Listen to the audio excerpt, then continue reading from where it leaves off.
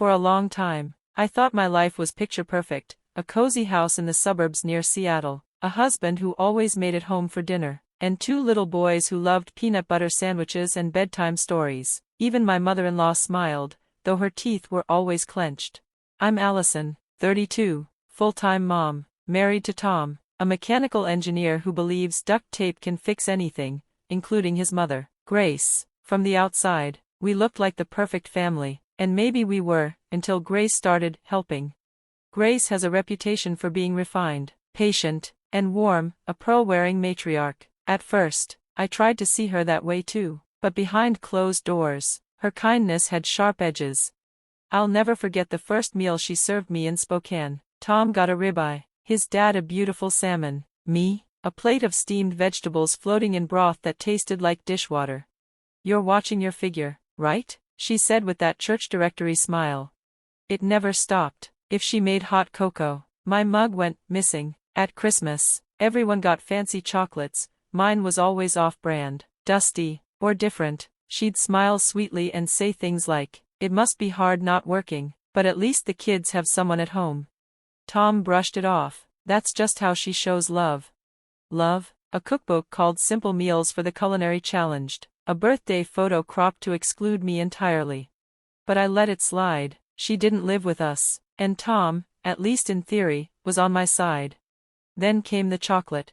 One summer in Spokane, Tom and his dad went out while the kids napped upstairs. Grace appeared at the patio door with a porcelain plate.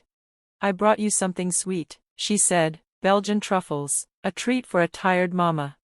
I hesitated. The chocolates looked strange, one slightly crushed. Still, I thanked her and ate one. It crunched. Chocolates shouldn't crunch. The taste was bitter, dusty. "Yours is special," she said softly, watching me too closely. An hour later, I was doubled over with stabbing cramps, pale and shaking on the bathroom floor. The next morning, I noticed a candy wrapper in the trash, white foil, old lettering, expiration date, December 2012. It was 2022. Grace hadn't just given me expired chocolate, she'd given me something 10 years out of date. When I showed Tom, he shrugged. "She probably didn't notice. She's been cleaning out the pantry." "Tom, she told me it was just for me." He looked uneasy. "Are you saying she did it on purpose?" I stared at him. "Do you think she didn't?" But as always, he waved it away. "Even if she did, accusing her will just cause drama." So I called my brother, Evan. When I told him everything, he was silent for a long time. Then he said, "You need cameras, hidden ones, cheap, easy, get proof."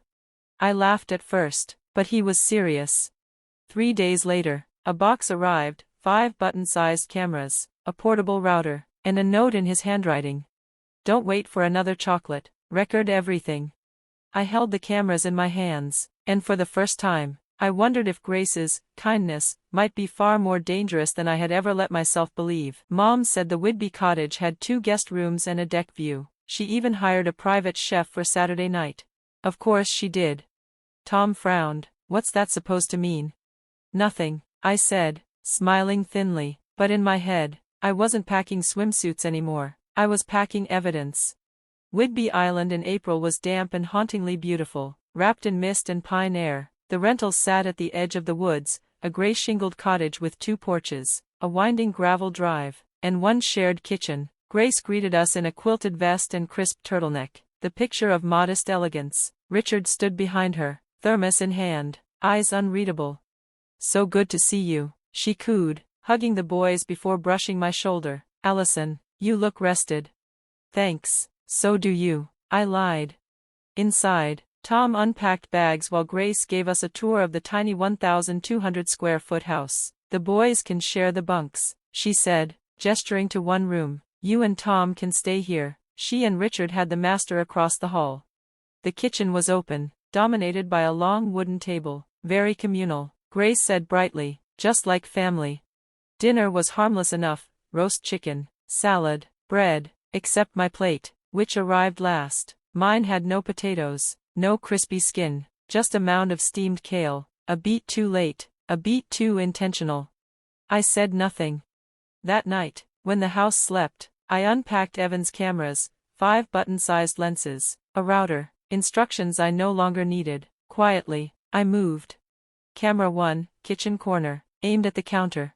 Camera 2, above the fridge, covering sink and trash. Camera 3, disguised as a hook in the hall, pointed toward Grace's door. Camera 4, tucked into a vase on the dining table. Camera 5, hidden in our bedroom. By 2 a.m., everything was recording. The next morning, Grace was already humming in the kitchen when I entered. "Good morning, I let you sleep in." She poured me tea without asking. "I thought we could share lunch, just us girls." She lifted a sleek box, revealing a delicate bento, imported ingredients, very exclusive. "This one's just for you." She placed it in the fridge, labeled in neat handwriting, "Alison." I waited until the house emptied, kids napping, Tom walking with Richard, before opening my laptop. At 10:46 a.m., Grace entered the kitchen alone, gloves on. She opened a Tupperware from her purse. Something dark shifted inside. I zoomed in. A cockroach, alive. She lifted it with tweezers, nestled it into the rice, sprinkled sesame seeds, smoothed the surface, and smiled. My stomach turned. This wasn't carelessness or pettiness. This was deliberate, cold. That night, over dinner, Grace's eyes glittered. "I've arranged something special for tomorrow," she announced. "Gourmet bento boxes, one for each of us. And yours," she looked straight at me, "is custom." "Of course it is," I murmured. Later, Tom found me brushing my hair. "You okay? Do you believe me now?" He frowned. "About what?" I pulled a flash drive from the cabinet, pressed it into his hand. "Watch this, before dinner." But he didn't. He said I was tired, overthinking, that his mom was trying. So I waited. The next evening, Grace entered with 5 boxes tied in gold string, each labeled in elegant cursive, "Tom, Richard, the boys, Alison." She handed me mine personally. "Extra delicate," she said. "You're always so sensitive." "Go on," she urged. "Try it, I want to see your face." I smiled back. "So do I." I stood, walked to the trash, and dropped the box in without opening it. Tom stared. "What the hell, Alison? That cost $140. Grace's voice cracked. "That was made especially for you." I left the room, returned with my laptop, and set it on the dining table beside her delicate china cup. "Let me show you what was especially made for me." My fingers didn't tremble this time. "Not anymore." Tom frowned. "Ally, what's going on?" "You'll see." I hit play. Grainy footage filled the screen. Grace in the kitchen, slipping on latex gloves, pulling a Tupperware from her bag. She clicked it open, lifted silver tweezers, and out came a writhing cockroach. Gasps rippled around the table. My oldest son buried his face in his hands. "Oh my God," Tom muttered. Then came the part that burned itself into me, Grace smiling, soft and serene, as she tucked the insect into the rice, dusting sesame seeds like sprinkles on a cake. I froze the frame. Silence pressed against us. Grace broke first. "This is absurd," she snapped. "That could be doctored. Anyone could have edited. From 3 angles." I countered, pulling up the fridge cam. Crystal clear, her profile, the tweezers, the box labeled Alison. Tom shoved his chair back with a screech. "Mom, tell me this isn't what it looks like." Her lips thinned. For a heartbeat, I thought she'd deny it again. But then something cracked. Her face twisted, raw, venomous. "She doesn't belong here," Grace spat. "She never has." Richard's voice cut in, calm but steel-hard. "Grace. You poisoned her." She ignored him, eyes locked on Tom.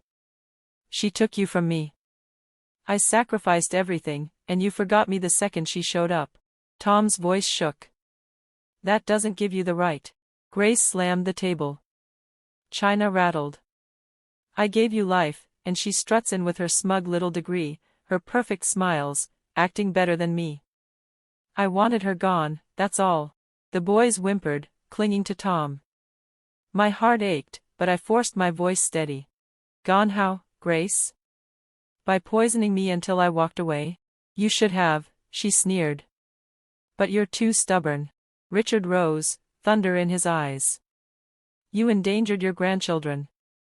You disgraced this family. Grace flinched. Richard. Enough.